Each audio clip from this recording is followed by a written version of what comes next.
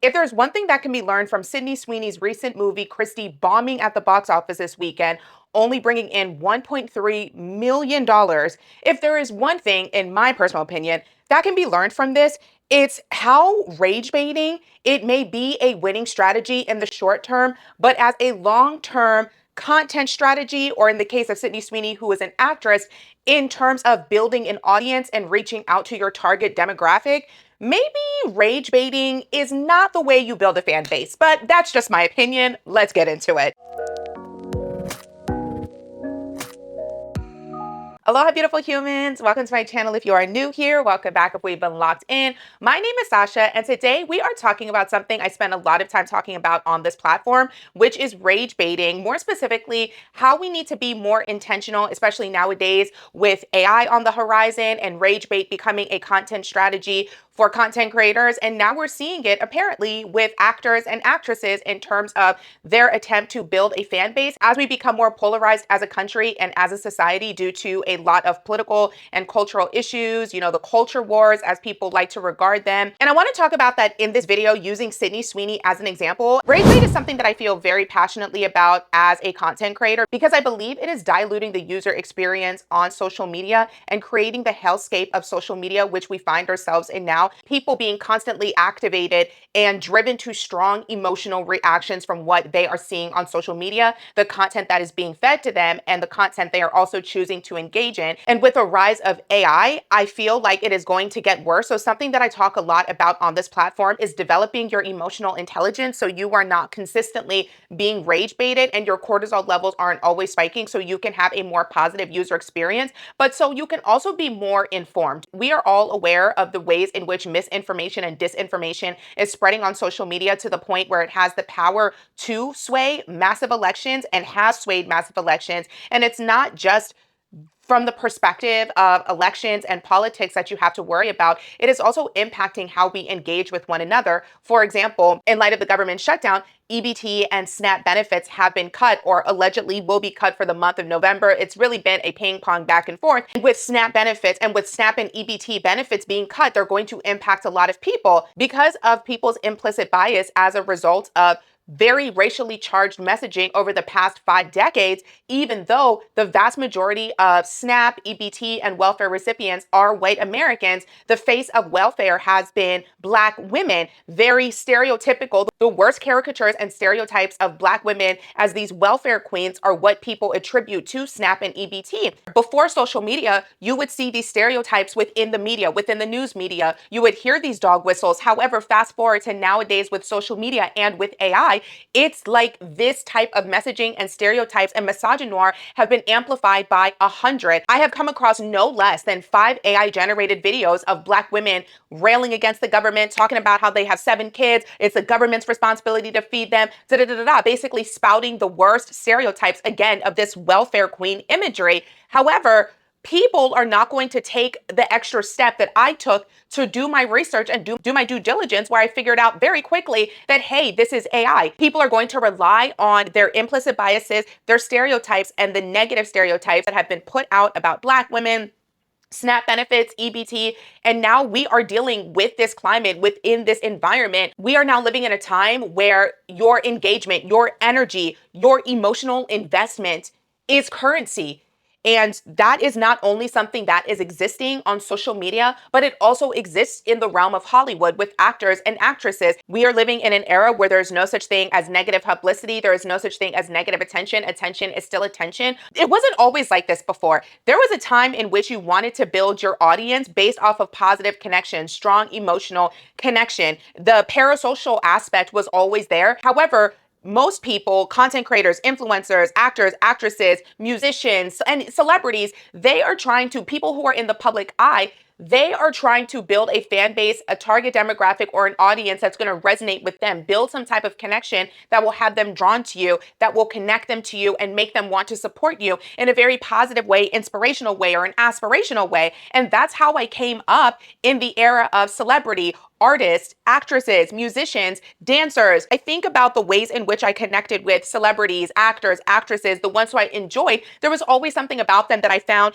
aspirational, inspirational or just felt like really motivational about them. Like I just loved their craft. I loved their art. I liked the drive and the care that they put into their project. That was a positive relationship. However, fast forward now to the era of streaming and diminished attention spans and so much calling at us. More people are trying to get in front of your eyes. There's so much more competition. And I feel what has happened is people have tried to create audiences off of rage bait, off of negative attention. Megan Thee Stallion said this: do they love you or do they hate me? Because you think about so many fan bases now that exist exclusively because they hate whoever that person's competition is. And when it comes to Sydney Sweeney, I think that is exactly what she is dealing with now. She is not somebody who has a strong personal brand.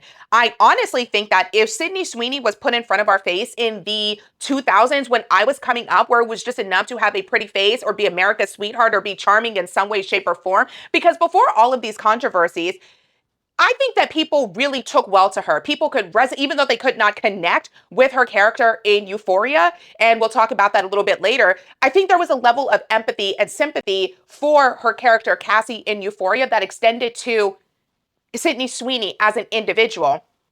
And if it were not for all of these controversies and the people who are vouching for her, and in light of these controversies, I don't think the energy that is being directed her way at this moment would be so negative. Sydney Sweeney has not had a good year. First of all, we start with her character, Cassie, in Euphoria. This past season, the way it ended, people hated her character. If you have not seen Euphoria, there's going to be some spoilers in here. So scroll away if you don't want any spoilers. But essentially, Sydney Sweeney, she plays the character Cassie in Euphoria. She is best friends with Maddie. Maddie's ex-boyfriend is Nate. Sydney Sweeney's character, Cassie, becomes involved with Nate and they start doing the horizontal tango. Maddie finds out courtesy of Rue, who is played by Zendaya, and basically, it kind of implodes. We are left at the end of the season thinking this betrayal by Cassie and Nate implodes Maddie and Cassie's friendship. Now, if you are somebody who believes in girl code, we are living in an era of we are girls, we are not doing that to one another. And everybody wrote off Cassie's character after this. There was no defending Cassie's character. And because Sydney Sweeney does not have a strong personal brand, a lot of people transferred in light of these controversies and how Sydney Sweeney responded to them. A lot of people transferred a lot of the negative energy and feelings they had towards Cassie onto Sydney Sweeney. In part, this is because Sydney Sweeney comes off as very male identified in light of the controversies she has had this year, and more specifically, how she responded to her American Eagle ad controversy. And some of that was outside Sydney Sweeney's control, but we are now living in an era where we can no longer separate the art from the artist. Everything you put out there is a reflection of you. We are living in a very socio-politically charged time, as well as a lot of changes and shifts are happening in our culture. So if you are trying to develop a personal brand in this era, you need to be extremely intentional about what you are signing onto, the images and the messages you are sending out, because people will, for better or for worse, ascribe that to how you feel as a person. And with the American Eagle ad, it was basically a play on the Brooke Shields Good Jeans ad from back in the day. And I feel like, again, if this commercial had come out sometime in the early 2000s, maybe even in the early 2020s, before this shift in administration, before this attack on DEI, I don't think it would have been received as negatively as it was. But the ad came out. Sydney Sweeney was basically hypersexualized in the commercial. I actually did a YouTube video about this. So if you didn't watch my YouTube video on this, I'll link it in the comments here. But she was very sexualized in the commercial. And as I watched it, I was like, who is this for? Because if you're trying to sell American Eagle jeans to women, this is not how you would advertise to women, especially teenagers. If you're trying to sell to men, then, by all means, yes, it was a very effective ad. But then again, that goes back to her brand and her core demographic and her core audience. Now, aside from how sexualized and sexual and the hyper focus on Sydney's body, when you hear the phrase good jeans repeated over and over again, the jeans fit her poorly. they just did not look good. So she did not present well in the commercial. They didn't fit her well. It was weird. She's a cute girl. I don't know why they would have dressed her like that. But again, the jeans were not clearly the focus. Her body was the focus. But anyways, you're hearing constantly, Sydney Sweeney has good genes. Sydney Sweeney has good genes. You see the imagery of a German Shepherd next to her, and people very quickly put two and two together. Like, this is a racist dog whistle. It is white supremacist in nature, reinforcing her features, her blue eyes, her blonde hair. Well, I think she is a brunette, so it's a dye job. And I think she's gotten some cosmetic surgery done. And there's nothing wrong with that, because y'all know, if you've watched my channel for any length of time, as it pertains to your outside appearance and your physical features, if God ain't gonna give it to you, the doctor can. And if you can go and get it from the doctor, it ain't coming out of my bank account. It ain't coming on, you ain't swiping my credit card for it. So I really don't care one way or the other what you do with your body. But yeah. And so you have this blue-eyed, blonde hair, well, dyed, but nonetheless, basically this blue-eyed, blonde-haired, well-endowed woman saying, I have good genes, I have good genes, I have good genes. And people felt it was a message that was pushing eugenics, more specifically the superiority of the white phenotype or the blonde hair, blue-eyed stereotype. People felt it was pushing that. And she got a lot of backlash for the commercial. She got a lot of backlash for it. And in light of the commercial, in light of the backlash, she stayed very quiet. She really didn't address it at all. And then she had Donald Trump and JD Vance coming to her aid, with Donald Trump saying she is the hottest thing ever. She is the hottest thing out there. And I'm like, at a time like this, given our socio-political, economic, and cultural environment and the damage this administration is causing to so many people from different walks of life, to so many different communities who have been harmed by this administration, someone who is the result of all of this harm, who is racist, who is very sexist, that person coming to your defense is kind of like, whose man's this? Whose man is this? Oh, are you with him now? Do you agree with what he's saying? Are you going to let him defend you? Because if somebody, you have to think about it, like I always think this, if you are a woman on social media and you're talking about male and women relations, and you have men in your comment section agreeing with you, exclusively men in your comment section, like, protect this one, she knows what it's all about, protect her at all costs. If you have a comment section of all men defending you as a woman, you in danger, girl.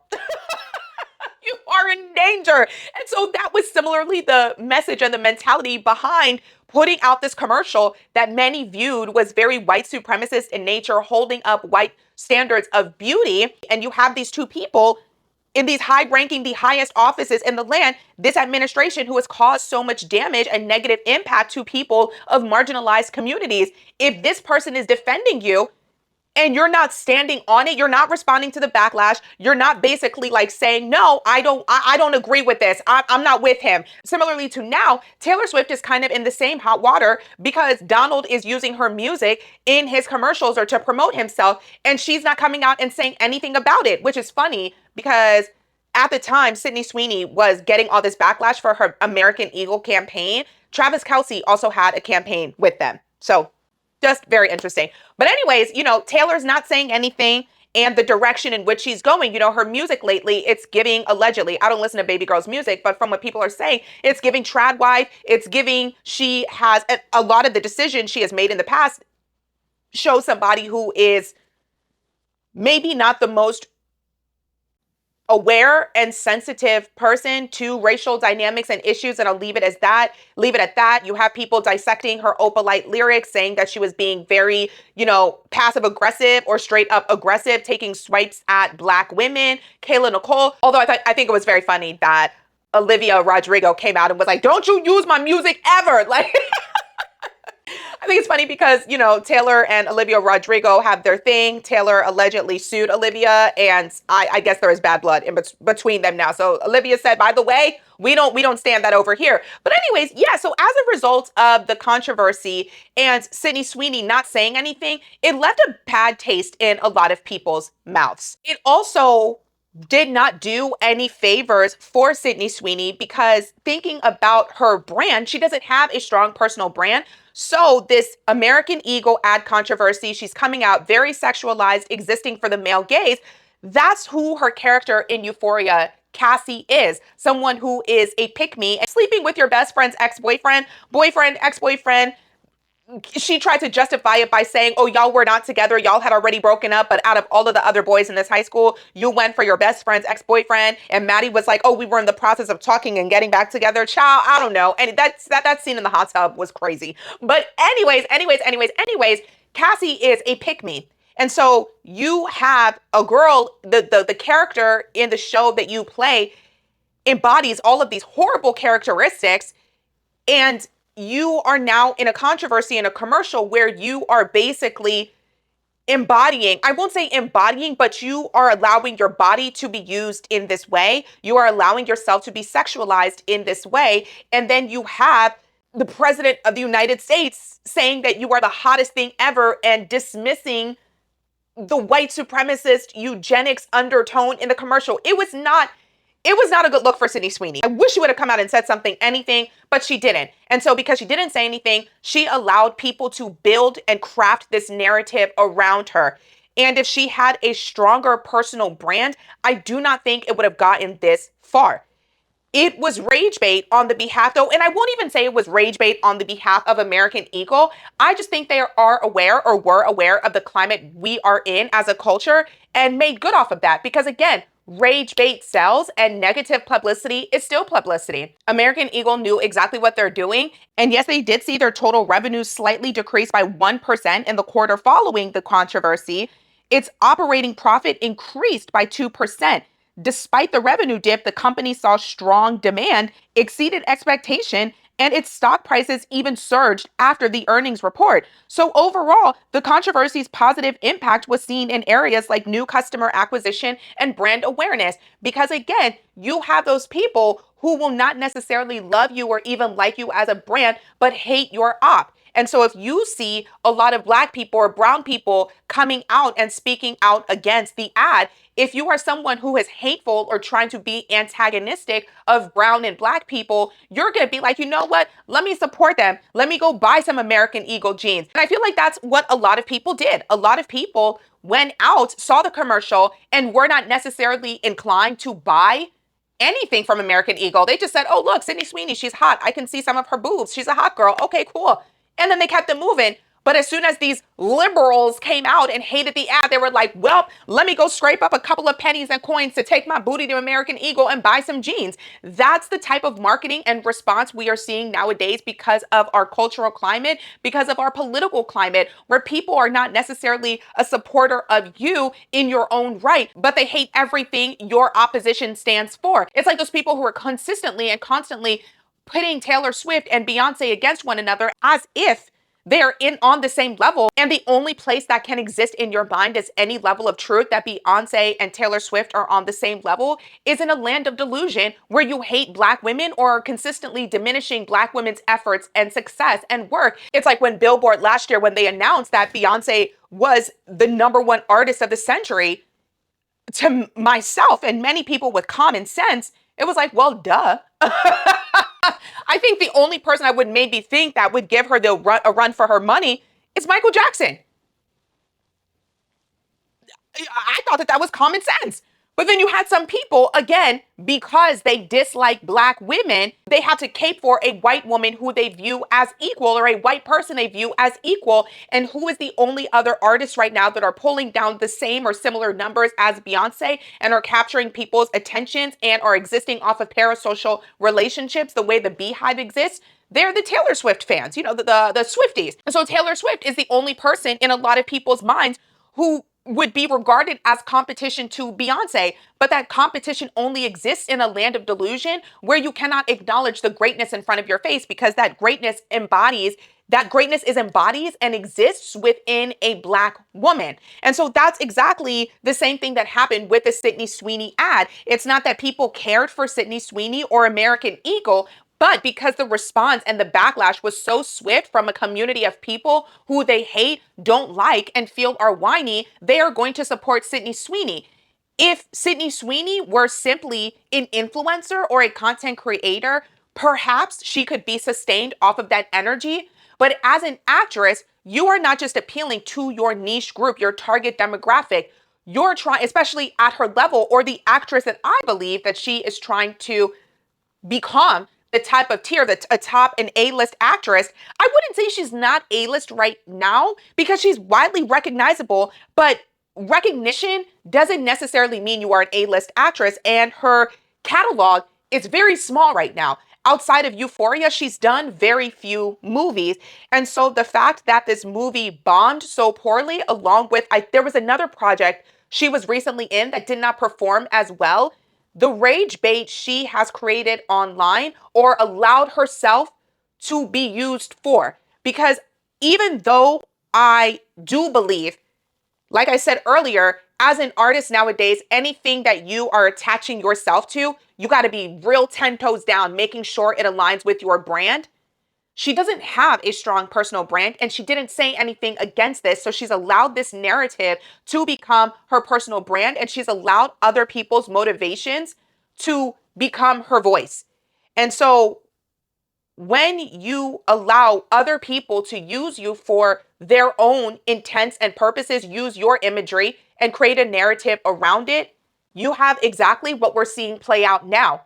Her not aligning with any target demographic that would support this movie. And I think it is important because not only has she allowed herself to be sexualized, we have never seen her take a stand for anything really. Now, the denim, she said it was going to domestic violence. A portion of the proceeds for this ad was to go towards domestic violence. However, because she didn't say anything about it, we don't know, or a lot of people do not know and are not going to do their due diligence to go and figure out the meaning behind the charity, the meaning behind this ad. And I don't know how much money was ultimately given to domestic violence. And it's unfortunate because the character she is playing in the movie, Christy Martin, it is a feminist movie. It is a movie about domestic violence. It is a movie about women's empowerment. And it is unfortunate that it was overshadowed by all of what Sydney Sweeney allowed to happen and the conversation she allowed to brew around her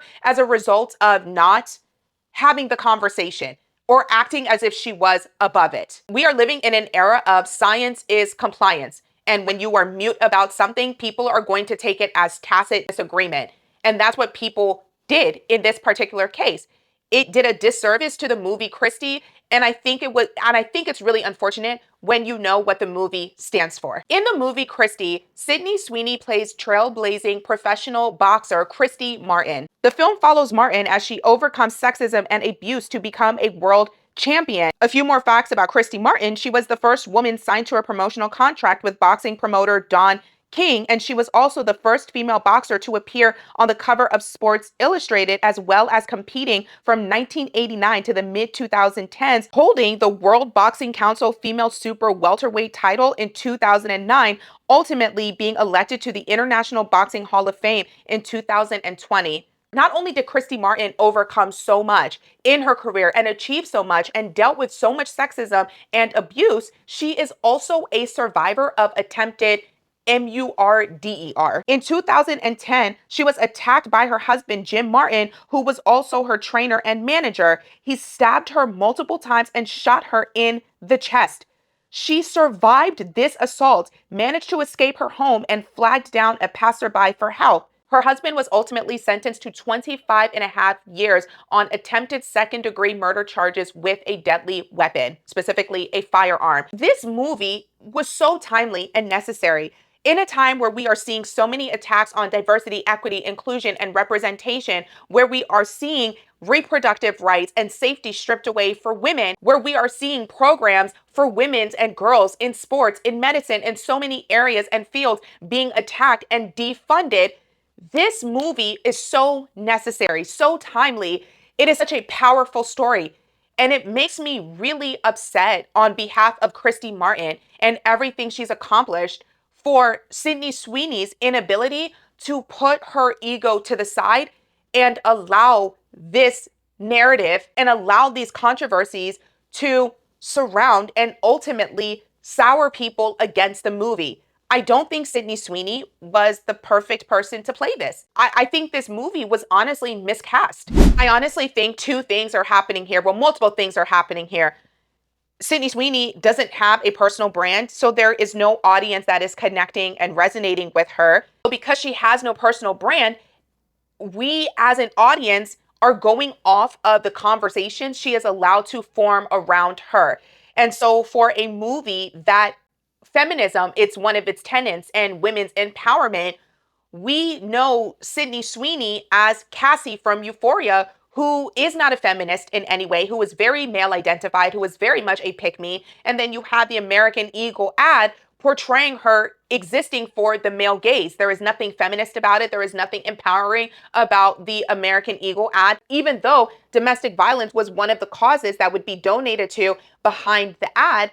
That's not what Sydney Sweeney led with, and she did not put out any statement around this. So even though fighting against domestic violence and wanting to bring awareness to it to the point that she would do an ad campaign for American Eagle, she allowed the volume around the controversy, the white supremacist dog whistles, the eugenics. She allowed all of that conversation to overwhelm and supersede her cause. And she didn't say anything. And then when she was given the opportunity to speak about the controversies, I think she handled it very poorly. She didn't really give us anything. If anything, she kind of doubled down. She seemed very annoyed, very smug, very dismissive, very flippant about the controversy. She recently sat down for an interview with GQ to promote the movie, and her response, again, I personally felt was it left much to be desired. If people were deciding whether they were going to see the movie or not, that interview, if I was on the fence and didn't feel strongly about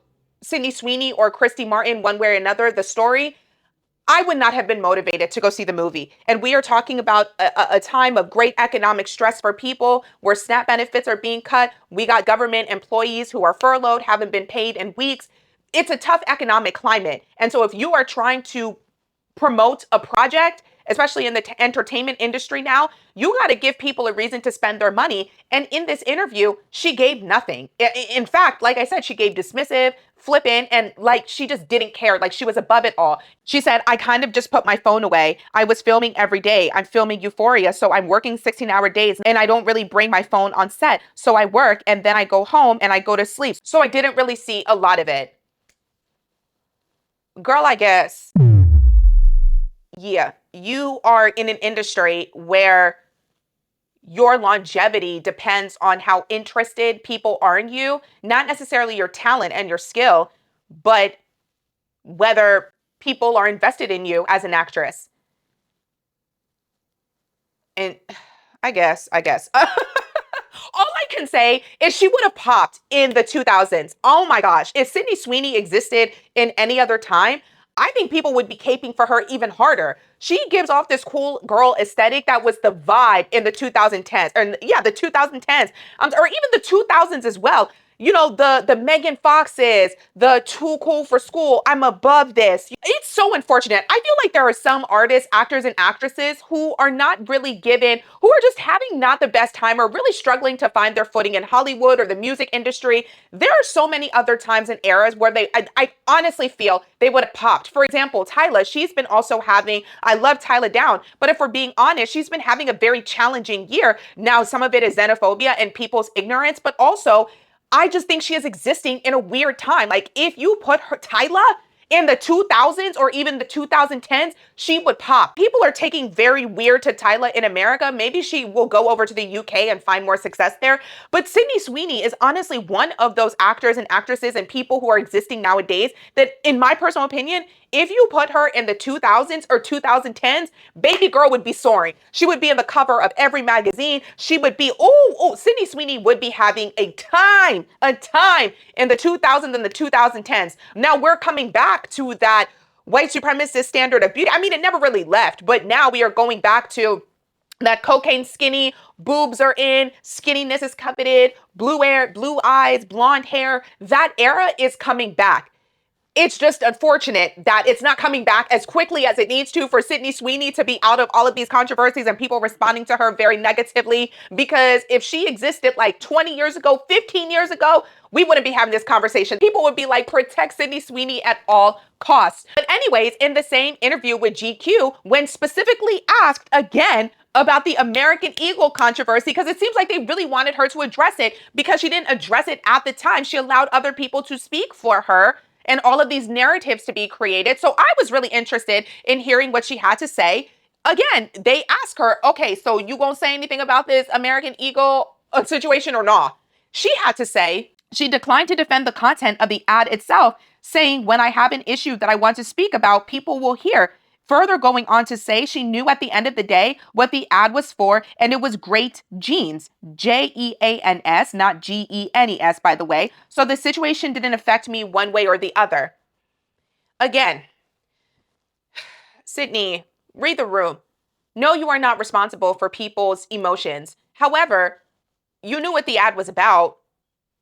If it was a white supremacist dog whistle and you knew that, it's not affecting you one way or the other, which is fine, We are also existing in a time where the music industry, the film industry, a lot of artistic industries are struggling right now. Hollywood is struggling right now. You want people to spend their money on you, to support you, to see your projects. And I can understand how it did not affect you one way or the other because the check cleared. The check cleared. So I understand it didn't affect you, which is fine. But like, we are, again, read the room. The socio-political, economic environment we are existing in right now, more specifically the cultural and social climate we are living in right now, we are seeing attacks on diversity, equity, inclusion, representation, Black women being attacked, losing their jobs. And you're saying that these standards that are being upheld, these white supremacists, these eugenics standards, and you're saying that none of these things didn't really impact you. They may not be impacting you directly, but they're impacting the people who got money in their pockets, and you want people to give up that money and support you. And it wasn't about you. You know what? I think what I find so frustrating about this, if this was a Sydney Sweeney biopic, she's too young to have a biopic, but if this was a movie about Sydney Sweeney and her life, I can understand this attitude. If she had been in the industry for longer, if she had had a career as long as Demi Moore, or I really don't be like remembering a lot of these actresses and actors who have been in the industry forever. I'm sorry. I'm really great with faces, but I'm not the best with names. But if Sigourney Weaver, oh my goodness. If she were Sigourney Weaver, or even, who's another person that's very irritating, but the Scream Queen. What is that woman's name? Jamie Lee Curtis. Thank you. I always forget who she is. Yeah, Jamie Lee Curtis, for as irritating and annoying as she is someone who's been in the industry forever. She can get away with these things. Like, baby girl, Sydney, you just got here 7 minutes ago. You don't have the clout. You don't got the career right now to say these things. Read the room, baby girl. Read the room. And it's just so unfortunate she could not put that to the side because it impacted such an amazing project. Such an amazing movie about a phenomenal woman who deserves to be depicted, whose life story does absolutely deserve to be told and given attention. But you put your ego, your cool girl aesthetic before the film. A project that you said you were so proud of, because she did respond on Instagram. She did respond on Instagram to how poorly the movie did over the weekend, only amassing, again, $1.3 million opening weekend. She did speak about the film, saying, I'm so deeply proud of this movie. Proud of the film David made, proud of the story we told, proud to represent someone as strong and resilient as Christy Martin. This experience has been one of the greatest honors of my life. This film stands for survival, courage, and hope. Through our campaigns, we've helped raise awareness for so many affected by domestic violence. We all signed onto this film with the belief that Christy's story could save lives. Thank you to everyone who saw, felt, and believed and will believe in this story for years to come. If Christy gave even one woman the courage to take her first step towards safety, then we will have succeeded. So yes, I am proud. Why? Because we don't always make art for numbers. We make it for impact. And Christy has been the most impactful project of my life. Thank you, Christy. I love you. That was a very beautiful tribute. That was really beautiful. I don't think, however, she would be saying these things if the movie performed well. I think it would be, in light of the controversy, Still I Rise. She would have been on her Maya Angelou talking about how all the ways people counted her down and out, and how this year there was all this static and noise about the American Eagle ad campaign and da-da-da-da-da. Yeah. No, I think her response would have been completely different if the movie were more successful. But now that it didn't perform the ways people or she expected, or I'm sure the studio expected, now that it didn't perform that way, it was always, oh, we don't make for art for numbers, which fair. We live in the world that is, however, versus the world that should be. And so, yes, we live in a world where, yeah, it's not about money, but how much it made is going to be, it's going to be talked about. it's going to be dissected. I'm dissecting it right now. I'm talking about it right now. And I think one of the reasons why absolutely has to do with the American Eagle controversy, how she didn't respond to it, allow this narrative to be built around it. And then when she finally has an opportunity to talk about it in GQ, she gives that response. During the press run and tour, she said that she was not going to address it because she wanted to focus on the movie, which I absolutely respect. At the same time, it is something that is taking away energy and focus from the film. It is something that you have allowed to be created around you. So you've got to talk about it, or maybe you don't. And that's the thing. She doesn't have to talk about it, but there are consequences for that.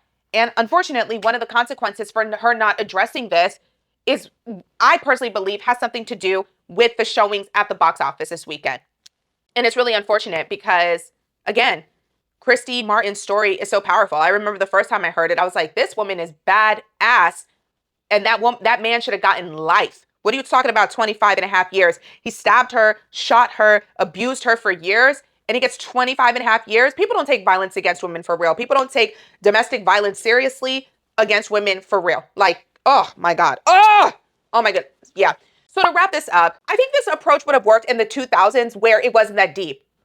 Everything is that deep, but that's a phrase nowadays. It's not that deep. Everything is that deep. But anyways, I think Sydney Sweeney's whole shtick would work in the 2000s and 2010s where your personal brand wasn't tied so strongly to your success. But unfortunately, we live in the world that is, and the world that is at this moment is a world that is very hyper aware of people's personal politics and how it is influenced by their art. Not only is it influencing their art, but the projects that they decide they want to sign on to. We are no longer living in an era of separating the art from the artist. And regardless of how you feel about that, that is the world that we exist in. We are no longer in an era where we can separate the music somebody is singing about or the projects they take on from themselves, especially when you are someone who does not have a strong personal brand. Sydney Sweeney at this moment doesn't have a strong personal brand. There is nothing to really know about her because she hasn't given us a lot about her. And I think in part it has a lot to do with how she's moving online because we only know her from this role of Cassie in Euphoria. But then when we see her online, she's always promoting something. Is she an influencer or an actress? And this isn't to say that you cannot be an actor or an actress and be promoting certain things. But what she is promoting is I would expect it of a content creator influencer and not an actress. So for example, you have Zendaya's image, right? Zendaya's brand is high fashion. So you got Law Roach by Zendaya, styling her, dressing her. She is known for how she dresses. That is her brand. Sydney Sweeney's brand is what exactly? The things that she's promoted over the past, I want to say like 2 years that I've seen her promoting things. I know she had just had a partnership with Laneige. I think she had one with Bai. I used to drink Bai all the time. Is that how you pronounce it? Bai? Those, they're not sports drinks. They're like refreshers. I would call them refreshers, like healthy refresher beverages. I just struggle. Who is Sydney Sweeney? What do we know about her? She doesn't really have a brand, right? And so, unfortunately, nowadays, so much is dependent on your brand, how people connect to you, how they relate to you. They want to know your story. They want to know who you are. We are existing in the era of parasocial relationships. There used to be a time where you heard a song on the radio and you're like, oh, cool, but now everyone's a stan. Now you need a fandom. It's not enough to just show up and create things. You have to have a tagline. You have to appeal to the masses, or you have to appeal very narrowly to a very specific demographic who's going to ride or die for you always. And I don't think Sydney Sweeney has built that audience or core demographic or target demographic because not only do we not know who she is, the imagery surrounding her is very conflicting. If you want women's support, showing up in a sexy American Eagle ad is kind of like, it's not going to win over a lot of women. So you're going for the male gaze, which cool. But are a lot of men then going to go to the movie theater and watch a movie about a female boxer? I don't know. I just feel like Sydney Sweeney has not built a strong enough fan base to supersede the controversy she has been in earlier this year, the American Eagle controversy, and that did, unfortunately, negatively impact Christy. And I think it will probably continue to happen to her other projects if she does not really decide who she is trying to reach out to. We don't know a lot about Sydney Sweeney. I'm not a PR person. I'm just somebody who enjoys culture, pop culture specifically, and talking about it. I could see her successfully pivoting to influencer and stop acting altogether, especially if that's where her bag is. I know she's dating Scooter Braun. I think their age difference is something crazy, like 13 years. Anyways, I could see her pivoting very well to becoming an influencer if she, in the event she ends up marrying Scooter Braun and is like, well, I don't need this acting money. I don't need to do this. Let me be a professional influencer. Let me live my best trad wife life.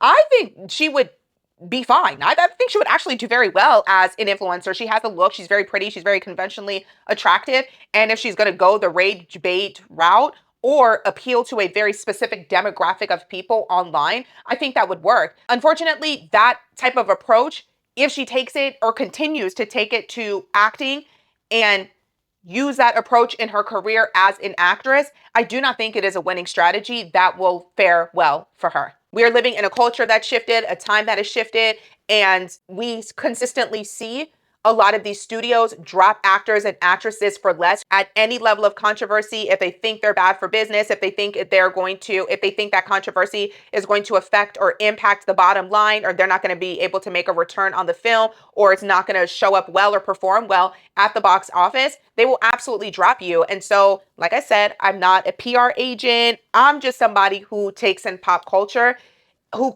came up in a time where I've watched culture shift so much. And if Sydney Sweeney does not change her approach, people's memories are very short. However, we are also existing in a time where people's dollars, they are more intentional about where they're spending it and who they're supporting. So yeah, fortunately for Sydney Sweeney, people's memories are very short, and she is young enough to the point that she has a lot of opportunity and room to grow, pivot in her career. This doesn't have to be her story. I think she needs to work on her branding, decide the audience she wants to connect with, and be more strategic moving forward about the project she has taken on, especially if she does not want to continue to allow herself to be sexualized in the role she plays. And I also think in part, that is what contributed to the poor performance at the box office. Sydney Sweeney has been a girl or a young woman who, in all the roles she has played, or the role that she is most known for, she was very sexualized. And then you put her in this, and this is how she shows up into the movie. That is not connecting. That doesn't connect with she has existed for the male gaze. And then you put her in a movie where she looks like this. Her branding, they need to work on her branding. That's all I'll say about that. But this doesn't have to be her story. And fortunately for her, people have extremely short memories. We exist in rage cycles on the internet where people will be mad about something for 24 to 72 hours. And then the next controversy will come by and people will forget. Fortunately for Sydney Sweeney, a lot of people are walking around dysregulated and struggle with emotional intelligence, as well as have short attention spans. So this controversy, this movie, it'll be a flop. It'll go away, and she hopefully will bounce back and recover. Thank you for watching. Drop down in the comments. Let me know your thoughts. Did you see Christy? Do you think this is something Sydney Sweeney can come back from? What do you think about her branding? I want to know. Don't forget to like the video and subscribe to the channel. And until next time, peace out.